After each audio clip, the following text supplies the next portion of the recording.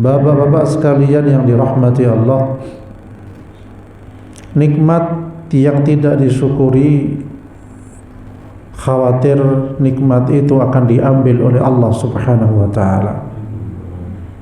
Nikmat yang dikufuri itu menjadikan murkanya Allah Subhanahu wa ta'ala. La in syakartum la azidannakum wa la in kafartum inna adzabi lasyadid. Ya, intinya pada ayat ini nikmat yang disyukuri Allah tambah, tapi nikmat yang dikufuri Allah azab. Sebagaimana bencana yang terjadi itu bisa berarti nikmat yang dikufuri, nikmat yang tidak disyukuri. Nikmat terkecil yang tidak disyukuri adalah kesehatan. Sangat pentingnya kondisi sehat sehingga baru terasa ketika sakit. Sangat bermanfaatnya oksigen yang kita hirup yang mungkin jarang disyukuri, ternyata berguna sekali ketika letusan gunung berapi itu sudah kemana-mana dan menyebabkan abu vulkanik dan sebagainya yang banyak mengganggu kita sekalian. Jadi oleh karena itu bencana itu terjadi, titik utamanya adalah nikmat yang tidak disyukuri. Kalau kita perluas penyebab bencana dalam perspektif Islam, itu yang pertama adalah dosa dan maksiat manusia. Tingginya tingkat kemaksiatan, zina, korupsi maksiat apa enggak? Kan enggak kelihatan, ya kelihatan uangnya. Kadang uangnya enggak kelihatan, ya saldonya tambah. Ya. Itu termasuk kemaksiatan. Korupsi di mana-mana itu termasuk kemaksiatan dan bisa menyebabkan murkanya Allah Subhanahu wa taala. Korupsi itu merugikan rakyat apa enggak? Merugikan perusahaan, negara, merugikan sekali. Ya, korupsi itu ibaratnya pencuri berkedok menjabat sebagai abdi negara atau abdi masyarakat. Itu korupsi. Ini salah satu penyebab bencana. Ya. Kemudian kezaliman. Zalim itu adalah masuk dalam kategori inna syirka la zulmun azim. Kesyirikan itu merupakan kezaliman yang sangat besar. Kira-kira pada bulan ini yang kebiasaan bulan Desember, paling tidak Januari, bencana terjadi di mana-mana. Hampir setiap tahun kan begitu ya. Desember, kenapa? Karena ada yang menganggap bahwasanya Allah punya anak. Ya enggak? Ya, bulan ini kan ada yang menganggap Allah punya anak. Ya, dikatakan dalam Al-Qur'an ketika manusia ada yang mengatakan Allah punya anak, seakan-akan langit itu mau pecah. Gunung-gunung itu mau berhamburan, bumi pun juga mau terbelah. Pokoknya seperti itu. Kayak gempa gitu. Karena menganggap Allah punya anak. Punya bapak, punya ibu, kan itu ya. Nah, itu naudzubillah min dzalik. Jadi kesyirikan tuh yang membuat Allah tuh murka di situ. Ya. Panjenengan kan tahu kan, sebentar lagi ada orang pesta Allah tuh punya anak, ya Banda. Nah, termasuk dalam kategori kafir dan kesyirikan yang mereka lakukan. Kemudian juga minum khamar. Ya, penyebab bencana itu minum khamar dianggap halal. Ya, minum khamar dianggap kebiasaan. Minum khamar dianggap sebagai suatu hal yang mereka pandang itu kesehatan, padahal itu bukan kesehatan. Ya, kemudian juga minum-minuman pil. Ya, dari Semboro itu ada pil-pil gitu dijual murah ke anak-anak. 5.000 dapat 10 apa 20 katanya. Transaksinya malam-malam gini di warung remang-remang. Ya, sampai ada teman saya yang punya pondok itu dia sekolahnya di sekolah Islam negeri di sana, ya ternyata ada transaksi di sekolahan sehingga dua anak ini ketika pulang dari sekolahan ke pondok habis subuh harusnya ngaji, dia tidur terus, malamnya harusnya pulangnya kemalaman, dan ada status dia yang diketahui oleh orang lain, ternyata dia sedang minuman keras. Ya, sampai seperti itu. Ya, padahal dia mondok, sekolahnya di sekolah Islam, bayangkan itu. Tapi jangan disalahkan pondoknya, jangan disalahkan sekolahnya. Pondok dan sekolah itu adalah sarana untuk menjadikan orang itu soleh. Ketika orang itu nggak soleh, tapi dia salah, itu karena pergaulan dari luar biasanya. Sehingga dua anak ini yang sudah kelas 3 MTS namanya, harus diberhentikan, dikeluarkan dari pondok, ya. Sudah mau ujian, tidak jadi ujian dan sebagainya. Orang tuanya nangis-nangis. Nah, inilah sebuah gambaran bahwa ya sebagaimanapun kita menjaga anak kita kadang ketat sekali, tapi ternyata di luar los, ya, akhirnya mereka terpengaruh minuman keras ataupun juga terpengaruh obat-obat terlarang. Ya, dan seperti ini kadang dilindungi. Ada yang melindungi, pokoknya bayar aman, ya kan? Nah, biasanya melindungi kata orang-orang wareng coklat, ya, tahu ya? Wareng coklat tahu? Ya, kalau menyebut institusi ya kena. Nah, ya, kalau wareng coklat kan di sawah-sawah banyak ya, di jalan-jalan juga. Jadi seperti itu. Ini yang menyebabkan bencana itu. Ya. Sehingga ketika terjadi bencana banjir, longsor dan sebagainya, sayur-sayuran jadi mahal, ya Pak Ndak? Nah, Lombok berapa sekarang? 100 katanya ya. Ya pokoknya semua kena dampak. Ya. Kemudian selanjutnya perbuatan dolim yang melampaui batas ini pun juga kerusakan di muka bumi. Ya. Kemudian yang kedua, penyebab bencana itu adalah kerusakan lingkungan, kerusakan di darat dan di laut. Al-Quran surat Ar-Rum sering kita dengarkan bahwa telah muncul kerusakan di darat dan di laut disebabkan oleh perbuatan tangan manusia. Kalau kerusakan di darat itu apa? Buang sampah sembarangan, nebang pohon di mana-mana. Ya, nebang pohon dalam artian pohon yang sudah besar-besar harusnya dilindungi atau diganti, malah kebanyakan mereka nebang dengan sembarangan. Ya, biasanya di hutan-hutan lindung itu pun juga mereka menjarah atau menebang secara sembarangan. Ya, padahal pohon itu salah satu oksigennya dunia ini Indonesia sebenarnya. Ketika banyak pohon yang ditebang tanpa peraturan yang bagus, ya, maksudnya habis nebang tidak ditanam lagi, nah itu menyebabkan banjir. Sehingga banjirnya yang di Sumatera utara ya, banyak gelondongan kayu di sana. Jadi kan tidak mampir sana, tidak nyari kayu di banjir. Kayunya bagus-bagus, katanya ada yang kayunya jenis apa itu bisa seharga berapa juta itu. Ya. Ya, tetapi itu mendolimi. Keuntungan yang mendolimi adalah keuntungan yang merugikan manusia, merugikan masyarakat kita. Ya, jadi seperti itu. Sampai dikatakan oleh Rasulullah SAW, saking pentingnya pohon ini, ya, dan pentingnya kebaikan itu. Andai kata dalam hadis sampaikannya, andai kata besok engkau mengetahui akan terjadi kiamat, dan di tanganmu ada satu butir kurma, itu disuruh nanam. Bayangkan, besok mau kiamat loh, kita punya biji kurma, itu disuruh nanam. Nah, ini gambaran bahwasanya kebaikan itu tanpa menunggu besok mau mati atau tidak, tapi harus dijalankan. Ya. Jadi satu butir kurma disuruh nanam kalau besok kiamat. Kalau di sini kita usia sepuh, usia tua pun juga tetap nanam, karena untuk kebaikan. Karena menanam kebaikan itu akan kita dapatkan sebagai bekal di alam kubur, sebagai bekal di akhirat kelak. Bayangkan panjenengan yang sudah sepuh-sepuh nanam, ya. Kemudian kita diambil oleh Allah. Dan tanaman yang kita tanam, buahnya dimakan oleh anak cucu kita, dijual oleh anak cucu kita, dibuat haji oleh anak cucu kita, dibuat umroh oleh anak cucu kita. Kira-kira dapat pahala apa enggak?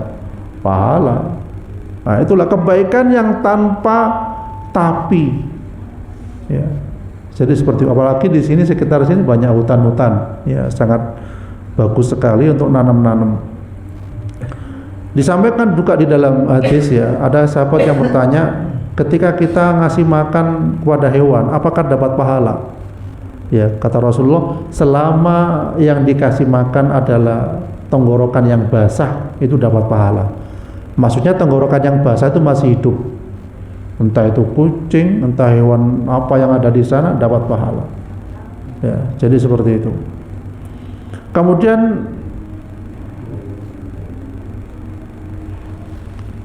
yang ketiga adalah kenapa terjadi bencana itu, banyaknya manusia meninggalkan agama Islam ini.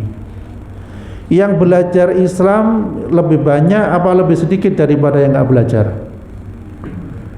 Lebih banyak yang tidak belajar. Ya, kenapa? Karena mereka menganggap belajar itu buang-buang waktu. Karena mereka menganggap belajar itu nanti habis-habisi waktu, ya. Dan mereka menganggap belajar itu malah mempersulit diri. Padahal belajar Islam itu, agama ini adalah memudahkan kita untuk hidup di dunia dan di akhirat kelak. Ya. Semakin belajar saja Allah hargai. Ya, majelis ilmu itu laksana taman-taman surga. Itu sudah Allah kasih pahala. Duduknya pun Allah kasih pahala. Istighfarnya pun Allah kasih pahala. Enak kan? Duduk aja dapat pahala mendengarkan. Kun aliman, au muta'alliman, au muhibban, au mustami'an, wala takun khamisan fatuhlik. Ya. Jadilah engkau orang yang alim, alim mengetahui ilmu. Ya, atau orang yang belajar, atau orang yang mencintai ilmu, atau orang yang mendengarkan ilmu. Ya, wala takun khamisan fatuhlik. Jangan menjadi orang yang kelima. Maksudnya wis tidak mau menjadi orang yang berilmu, tidak mau mendengarkan ilmu, tidak mau belajar ilmu, ya, tidak mau mencintai ilmu, berarti menjadi orang yang kelima. Fatuhli, engkau akan rusak. Ya benar, kerusakan itu terjadi karena orang tidak mau berilmu, tidak mau menuntut ilmu, tidak mau mengamalkan ilmu. Ya, jadi itu seperti itu. Ya, itu bencana termasuk yang akan terjadi pada orang yang tidak mau belajar Islam. Ya. Padahal para ulama terdahulu saking cintanya terhadap suatu ilmu, pernah ulama ini belajar, ya, kepada, jadi guru mereka tidak satu, ya, walaupun sudah mereka hafal hadis banyak, ya, ilmu yang dia dapatkan banyak, tapi dari imam A, imam B, imam C dan sebagainya, mereka belajar pada ulama 1, 2, dan 3. Pada waktu itu dia belajar ilmu, ya, ada temannya juga, dia disengat kalajengking. Tahu panjenengan kalajengking? Tidak bergerak sama sekali, diam, karena masih mendengarkan ilmu. Setelah selesai ceramah memberikan ilmu dari syekhnya itu, dari kiainya itu, baru dia ambil kalajengkingnya. Ya, temannya kaget, kenapa tidak kau ambil kalajengking tadi? Saya khawatir terlewatkan suatu ilmu. Ya, sampai seperti itu. Ya, kalau saya sendiri belum kuat. Nyamuk aja masih bingung, kata aja masih bingung. Saking khusyuknya mereka menghargai ilmu. Ya, jadi seperti itu. Ya, disengat kalajengking mereka diam. Ya, ya, di gambaran. Walaupun kita tidak harus begitu. Ya, ada yang kalajengking ya ambil, matikan dulu. Ya. Kemudian selanjutnya adalah tadi meninggalkan agama Islam. Ya, orang kuliah S1, S2, S3, ya, atau sekolah SD, SMP, SMA, mereka serius. Bagaimana ketika belajar kemudian ujian mendapatkan nilai bagus? Kira-kira anak kita ketika mendapatkan ujian nilai bagus senang apa enggak? Oh, senang. Apalagi juara 1, senang sekali ketika ada anak kita juara 1 berprestasi. Ya, senang sekali. Bahkan SD mau bayar 10 juta mau, pada SMP mau bayar 20 juta ada yang mau. SMA ada yang mengajar sekian juta, mereka mau supaya anaknya menjadi anak yang cerdas, anak yang pinter. Kita tidak menyalahkan di situ, tapi jangan lupa bahwasanya kita pun juga pengen anak kita itu soleh dan solihah. Yang ditempuh utama adalah jangan belajar agama, ya. Untuk menjadi soleh dan solehah, salah satunya adalah belajar agama ini menuju keimanan kepada Allah Subhanahu wa ta'ala. Kalau serius kita belajar ilmu dunia, harusnya lebih serius belajar ilmu akhirat. Ya, kenapa harus ditekankan ke akhirat? Karena ilmu ini yang akan kita bawa sampai mati. Ya. Ada seorang siswa belajar ke sekolah misalnya SMA, SMP, SMA. Gurunya kan macam-macam. Ada guru yang sabar, ada guru yang nggak sabar. Tapi kenapa si murid itu tetap menuntut ilmu supaya dapat nilai bagus? Ya sama ketika kita menuntut ilmu agama, ada mungkin ustadznya yang sabar, ada yang mungkin ustadznya yang mungkin kereng. Harusnya juga sama, karena kita pengen nilai baik dari siapa? Dari Allah Subhanahu wa ta'ala. Kadang tidak adil manusia itu. Kalau ilmu umum, walaupun dosennya, gurunya kereng, tetap ditumpuk. Walaupun gurunya killer, ya, maksudnya killer, tahu killer ya, nilainya tidak pernah nilai 10, nilai 7, 6 ya. Nilai C misalnya kalau kuliah. Tapi mereka tetap tempuh karena pengen lulus. Sama dengan, harusnya sama ketika kita menempuh ilmu agama, harusnya sampai lulus. Lulusnya kapan? Yaitu lulusnya ketika kita husnul khotimah. Kita belajarin supaya husnul khotimah. Ya, kita menuntut ilmu supaya husnul khotimah. Oleh karena itu ulama menekankan ketika kita diberikan kekuatan oleh Allah, apalagi masa muda, alhamdulillah banyak pemuda di sini. Itu menyarankan Rasulullah SAW, juga para sahabat, para tabi'in dan ulama-ulama yang terdahulu, ketika punya kesempatan, kekuatan, dipus ya, istilahnya dikuat-kuatkan untuk senantiasa memperjuangkan agama Islam ini, belajar Islam ini, ibadah kepada Allah, dikuat-kuatkan, dipaksakan. Supaya apa? Ketika Allah sudah mencabut kesehatan kita, alias sakit, tidak bisa menjalankan 5 waktu, mungkin sudah tidak kuat ke masjid, mau belajar ilmu sudah tidak kuat, tetapi Allah catat kebaikan itu sebagaimana dia ketika sehat. Enak apa enggak? Pensiunan kita tuh suatu saat mungkin bisa jadi pensiunan, sudah nggak kuat ke musola ini, sudah tidak kuat ke masjid, sudah tidak kuat bercengkrama dengan teman-teman yang lainnya, tapi cuma di rumah saja, ibaratnya kembang amben kata orang Jawa, ya cuma tidur saja. Itu Allah catat pahala sebagaimana dia sehat. Makanya ketika sehat kita dianjurkan mengamalkan amalan yang luar biasa, jamaah 5 waktu, sholat sunnah, sholat tahajud, sholat duha, baca Quran dan lain sebagainya. Ya, jadi seperti itu. Khawatir kalau masa-masa muda, masa-masa sehat tidak digunakan sebaik-baiknya, dan ketika itu sakit, khawatir kita dicatat sebagai amalan yang tidak baik ketika sakit. Masuk, khawatir begitu. Cuma naudzubillah min dzalik, ya. Kemudian penyebab bencananya selanjutnya adalah kelalaian dan tidak beriman. Iman ini harus dijaga. Ya, iman ini harta yang paling mahal daripada dunia dan seisinya. Ya, iman ini menuju akhirat akan mempermudah kita. Hisabnya diringankan oleh Allah Subhanahu wa taala atau lewat bebas hisab. Orang yang tidak menjaga iman alias syirik kepada Allah, naudzubillah min dzalik, itu penyebab bencana. Pada kejadian Semeru, panjenengan tahu ya di video ya, Semeru asapnya mengepul kayak gitu. Itu menggambarkan itu masih bencana yang kelas ringan. Bayangkan ketika di dalam Al-Quran disampaikan gunung itu kayak debu yang dihambur-hamburkan, kayak kapas yang dihambur-hamburkan, itu kayak apa? Ya, jadi seperti itu. Setelah kejadian itu, saya melihat ada di video ada seorang yang melempar sajen di jurang jembatan yang dilempari yang dilalui lahar itu. Astagfirullahaladzim. Orang lempar sajen, tahu sajen panjenengan? Ya, makanan-makanan yang harus dimakan dilemparkan ke wilayah lahar itu tadi.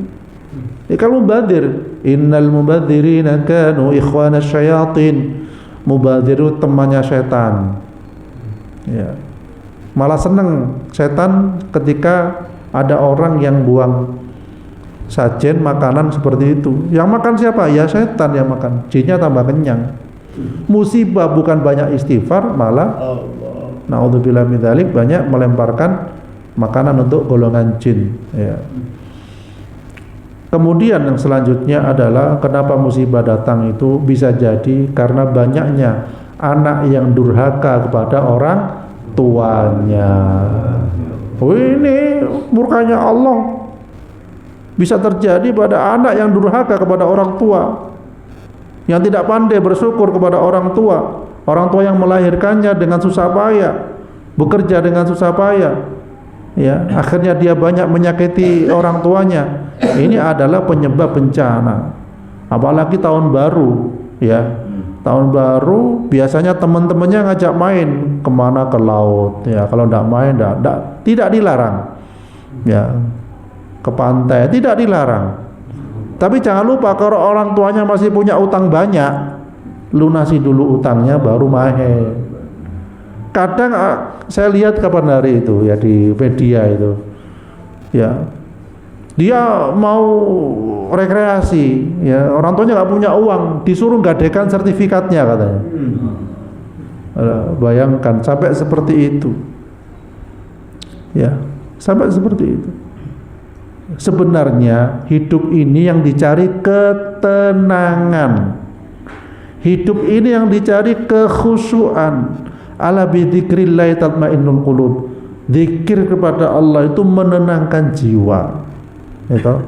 Kalau hanya mencari kesenangan di luar sana yang tidak diiringi dengan zikrullah, itu pasti jiwanya akan tetap gersang, akan tetap gelisah. Dan orang yang tenang, orang yang dicintai Allah, siapakah yang dicintai Allah? Anak yang berbakti kepada kedua orang tuanya. Sampai Allah mengatakan aniskurli wali walidaik, syukurlah kepadaku dan kepada kedua orang tuamu. Masalahnya manusia bersyukur itu berat apa ringan? Berat. Contohnya saja ketika kita hampir tiap hari dikasih makan orang tua sehari 3 kali, dikasih minum, dikasih sangu, senang apa enggak? Ya senang, tetapi belum tentu bersyukur, iya enggak? Tetapi ketika kita keluar mencari kerja, tidak dapat kerja, uangnya sudah habis, ada orang ngasih makan 1 piring, kira-kira kita ucapkan apa? Terima kasih Pak, sampean baik sekali. Padahal orang sepuhnya apa ngasih tiap hari makan tidak pernah berterima kasih. Iya udah. Ya. Panjenengan keluar ke Lampung, ada yang kasih makan, seneng enggak? Masya Allah, sedang mengurangi pengeluaran. Tapi panjenengan kasih makan beliau tiap hari misalnya. Kan? Jadi ini adalah gambaran rasa syukur kita itu ketika ditingkatkan itu akan menambah ketenangan. Tapi kalau rasa sambat, rasa kufur nikmat, kalau sering diucapkan itu khawatir menambah hati ini menjadi gelap, menjadi sedih. Ya, jadi seperti itu. Jadi supaya hati senang itu tambah rasa syukur yang Allah berikan kepada kita, terutama dari orang tua kita. Ya, jadi seperti itu. Kemudian hikmah dan tujuan bencana itu apa? Ya, hikmahnya adalah peringatan atau azab agar manusia itu sadar.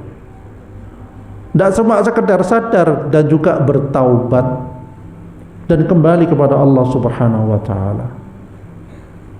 Ya. Jadi ada waktu bencana tsunami di Aceh, ya. Mayat banyak bergelimpangan. Ada yang ngirim bantuan dari teman-teman kita, ya. Paham ya? Bantuan dari teman-teman kita, entah itu bawa truk atau apa. Kemudian ada yang cegat, oknum dari aparat, ya, minta jatah. Bayangkan. Makanya waktu itu Presiden SBY, teman-teman nelpon SBY, sampai katakan SBY menginstruksikan yang macam-macam istilahnya, yang nyegat bantuan dipecat. Kondisi genting kayak gitu bukan menjadikan mereka sadar, tapi menjadikan mereka mengkorupsi bantuan kemanusiaan. Sudah nyata mayat bergelimpangan seratusan ribu kurang lebih, masih saja bantuan itu disunat, dipotong. Nah itu karena kejamnya manusia seperti itu. Naudzubillah min dzalik. Oknum, ya khawatir oknumnya banyak, jadi komplotan berarti ya. Jadi supaya sadar, bertobat kembali kepada Allah Subhanahu wa taala. Walaupun bencana yang terjadi di sana, yang bertobat pun juga harus di sini. Kita harus banyak istighfar sekarang, bulan ini terutama. Karena ntar lagi tanggal sekian ya, mendekati bulan Januari ini, banyak orang yang mungkin berpesta menganggap Allah punya anak. Ya, oleh karena itu kita baca dalam sholat kita sering baca surat Al-Ikhlas. Qul huwallahu ahad, Allahus samad, lam yalid wa lam yulad wa lam yakul lahu kufuwan ahad. Katakan Allah itu esa, ya. Tidak beranak dan tidak diperanakkan, ya. Jadi seperti itu. Ada sahabat itu yang sering baca, setiap membaca habis Al-Fatihah, Al-Ikhlas dulu, terus baca surat yang lain. Ditanyakan kenapa, ya. Ternyata dia sangat senang karena Allah suka surat akhir Al-Ikhlas, sehingga dia sering baca itu. Apa kata Nabi? Ya, engkau betul. Ya, jadi kalau ada imam sering baca surat Al-Ikhlas, panjenengan tidak usah protes. Bisa jadi itu karena pengen dicintai oleh Allah, atau memang hafalannya segitu. Ya, tapi penting kita harus sering baca surat Al-Ikhlas pada bulan-bulan ini supaya tidak terjadi murkanya Allah Subhanahu wa taala, ya. Kemudian bencana kenapa terjadi? Ujian keimanan, ya. Menguji kesabaran dan keimanan hamba-hambanya, serta mendorong untuk muhasabah, introspeksi diri. Saya salah ini apa? Salah saya ini apa? Ya. Istighfar kepada Allah Subhanahu wa taala. Orang itu sulit sekali melihat kesalahannya sendiri, tapi sangat pandai menilai kesalahan orang lain. Iya, Banda? Harus dibalik, harus pandai mengoreksi kesalahannya sendiri, sulit untuk mengoreksi kesalahan orang lain. Kecuali amar ma'ruf nahi mungkar. Kalau tahu langsung baru dinasihati. Kalau nggak tahu jangan mencari-cari kesalahan. Karena orang yang suka mencari kesalahan orang lain, biasanya dia lupa dengan kesalahannya sendiri. Ya Allah, sholat sunnah saya ini masih kurang banyak ya Allah. Ya, tahajud saya cuma 2 rakaat tambah 1 witir jadi cuma 3 ya Allah. Aduh, kalau ngoreksi amalannya sendiri itu tidak akan mungkin dia sempat ngoreksi amalan orang lain, kesalahan orang lain. Ya, hasibu anfusakum qabla an tuhasabu. Hisablah dirimu sebelum engkau kelak akan dihisab. Hisabnya keluargamu sebelum engkau kelak akan dihisab. Ya, ini sangat penting sekali. Kemudian selanjutnya hikmah dari bencana ini adalah penghapus dosa, baik dosa kecil ataupun dosa besar. Orang yang sakit belum tentu dia karena dia banyak dosa, belum tentu. Tetapi orang yang sakit bisa jadi memang dia menambahkan pahala untuk dia. Atau orang yang sakit ada yang karena dosanya terdahulu 40 tahun yang lalu, sehingga Allah kuras dosa-dosanya di dunia dengan sakit. Ya, kan ada orang sakit terus, tapi sebelum meninggal dunia dia kelihatan sehat, makan enak, besoknya drop langsung Allah cabut. Ya, ada kan seperti itu ya. Nah, itu hikmah dari Allah, dia sudah dicuci oleh Allah sehingga ketika wafat dia kondisi senyum. Ya, saya tadi lihat ada jamaah yang wafat kondisi senyum habis dari Lampung itu ya, Masya Allah. Jadi seperti itu. Senyum itu pertanda ketika dia dicabut oleh Allah, sebelum dicabut ditunjukkan surganya. Ini loh tempat kembalimu, ya surganya Allah Subhanahu wa taala. Kemudian selanjutnya adalah bentuk kasih sayang Allah atau rahmat. Walaupun ujian itu terasa pedih, ini rahmat dari Allah Subhanahu wa taala. Sampai di mana? Sumatera itu ya, karena banyaknya air yang kotor, air yang mengalir masih bagus ini. Sehingga seorang bapak-bapak mengambil air minuman genangan yang warnanya campur coklat. ya, yang kotor, yang nggak layak. Ya, oleh karena itu kita bersyukur pada Allah, air yang kita terima melimpah. Alhamdulillah. Ya, ada air ini, alhamdulillah. Di sana mungkin sulit. Ya. Kemudian sikap seorang muslim terhadap bencana itu apa? Yaitu taubat dan istighfar. Astagfirullahaladzim, astagfirullah. Minimal kita bertobat, ya, istighfar sehari 100 kali minimal. Syukur bisa 1000 kali sehari. Ya. Karena tidak hanya sekedar urusan bencana saja, insya Allah urusan kesulitan yang kita alami, ada masalah yang kita alami, insya Allah Allah selesaikan dengan cara istighfar minimal 1000 kali. Astagfirullah, pelan-pelan saja. Astagfirullah, astagfirullah. Bisa dicicil, habis sholat 200 istighfar misalnya, 5 waktu berarti 1000. Ya. Kemudian muhasabah diri, introspeksi diri tentang kesalahan dan perilaku, itu kalau ada musibah. Kemudian yang ketiga adalah sabar dan tawakal. Ya, saya ulangi lagi kisah yang di Leketang, ya, Jawa Tengah. Ya, di Leketang itu panjenengan tahu kan, masyarakatnya di sana itu makmur, itu tahun 1955. Masyarakatnya makmur, kaya, panen padi, semuanya serba ada. Yang lain tidak panen, kena penyakit, yang situ panen. Ijo royo-royo, hijau, bagus. Tetapi apa yang terjadi? Mereka diberikan kenikmatan oleh Allah, panen melimpah, tapi tidak bersyukur pada Allah. Justru maksiat. Ibaratnya mau limo jalan di sana. Naudzubillah lagi, pokoknya perilaku kaum Nabi Lut itu kayaknya ada di sana. Ya, seorang anak berkumpul dengan ibunya, bolak-balik, maksudnya tidak jelas sudah sana. Syariat dilanggar semua. Akhirnya pada malam hari hujan rintik-rintik, diiringi hujan deras. Kemudian dari hujan itu ada bunyi ledakan yang sangat dahsyat, duas. Kalau sekarang bom mungkin, tapi orang-orang tidak ada barangnya yang keluar. Ya. Baru besoknya mereka berani keluar karena sudah reda hujannya. Dilihat satu desa, satu dusun apa desa itu yang berjumlah 300-an orang itu tertimbun oleh tanah, bukan dari banjir tetapi dari gunung. Tahu gunung gini, seakan-akan gunung itu dipotong begini, diangkat, diturunkan ke desa itu tadi. Harusnya kalau longsor di samping gunung itu ada sungai, harusnya longsornya ke situ. Enggak, kayak motong kue kerucut, kue apa namanya, kue kuning tumpeng, kayak motong tumpeng dipotong atasnya, diblekno, dijatuhkan ke desa itu tadi. Banyak heran, enggak longsor kayak dipotong itu. Itu merupakan keajaiban dari Allah Subhanahu Wa Taala. Bisa jadi yang motong itu adalah malaikat menurunkan kepada di tempat yang maksiat itu tadi. Tahun 1955 insyaallah. Sehingga di sana ada apa namanya, batu kayak semacam batu apa namanya, ukiran nisan itu, di situ ada orang mayat 300-an orang. Ya enggak digali besar kayak gitu. Ya, sudah langsung dikubur di situ, langsung enggak diambil. Nah, itulah hukuman siapa yang melampaui batas. Rata-rata hukuman untuk kaum homo, ya ibaratnya, ya. Tidak usah menyebut pelangi, terlalu indah pelangi itu. Sebut aja homo gitu aja. Ya, pelangi terlalu indah. Kaum pelangi katanya. Homo itu aja.